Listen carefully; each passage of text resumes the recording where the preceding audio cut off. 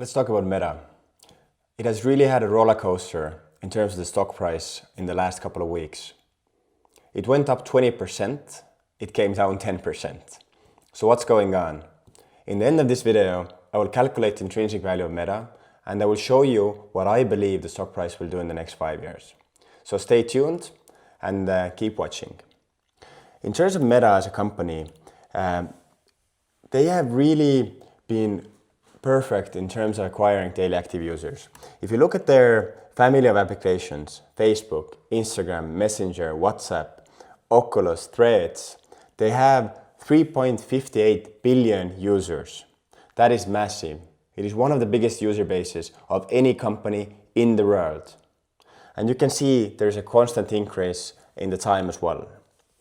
If you look at Meta as a company, this is my second largest position in my portfolio. There's only one company where I have a higher conviction in, and that's Alphabet. Feel free to look at my other video about Alphabet on my channel as well.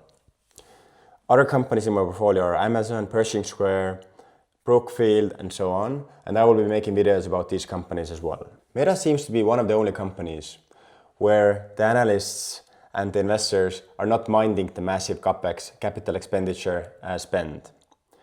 Whereas Google and Microsoft really saw their share prices decrease after the announcement, Meta actually had 8% share price increase when they announced that their capital expenditure was 72 billion in 2025.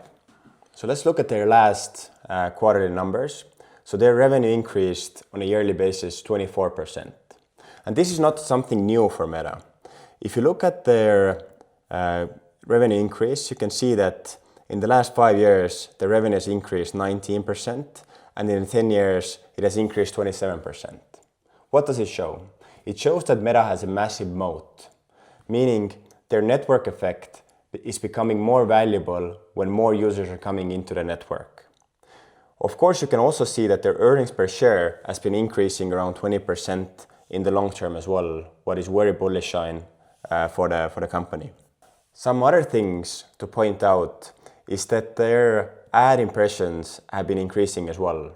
On a year-to-year basis, this has increased 12%. Revenue has increased 22%, like I said before. Capital expenditures was at 72 billion for 2025. As you know, Google, Microsoft, all of these companies are having massive CapEx spends. And how should you as an investor assess whether this will have a positive ROI? The answer is pretty hard. It's almost impossible. These companies have perfect information. You can only see the historic numbers, and you can see that historically Google, Microsoft, and Meta has had very high return on investment capital and the return on capital.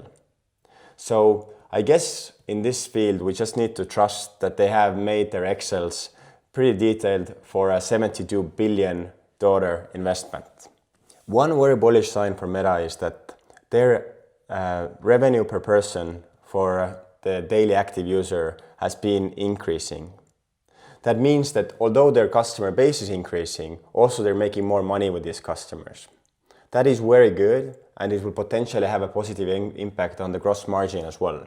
Mostly it's coming from different let's say metrics, but one thing to mention is that they are showing more ads to more people, and this is influencing the average revenue per customer.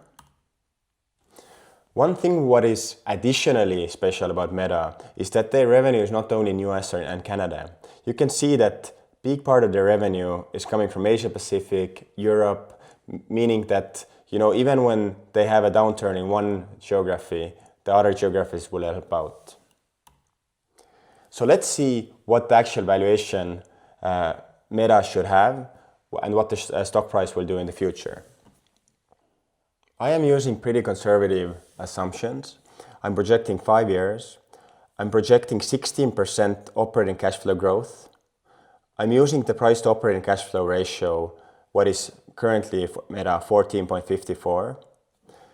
And I'm also assuming that they will buy back 2.45% of the shares.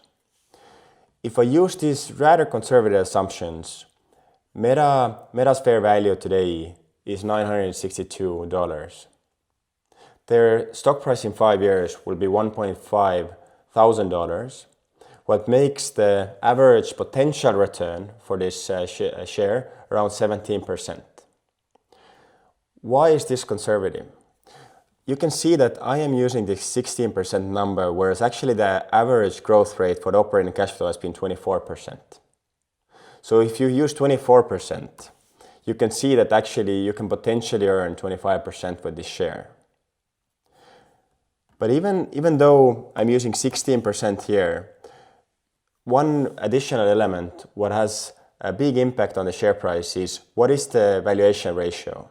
So I am using 14 price to operating cash flow ratio, but you can see that historically in 2021 it went all the way to 24. So you can see that if this ratio would be 24, we could see over 30% compound annual return for the share. But of course I'm using more conservative metrics, and even with these numbers there is a potential upside what is sufficient for my expected return in my portfolio. I am showing my calculation for you to get inspired. Don't take this as an investment advice and make your own calculations and your own assessment about these companies. I am owning a lot of hyperscalers, meaning Mag 7 companies, but mostly I'm bullish regarding Google, Meta, and Amazon. For example, if you look at companies like Tesla, there's a lot of future growth calculated in. But if you look at Meta, this is real hard cash being generated by the operations. Thank you so much for watching these videos. I'm not getting paid for this, so feel free to subscribe and see you in the next episode.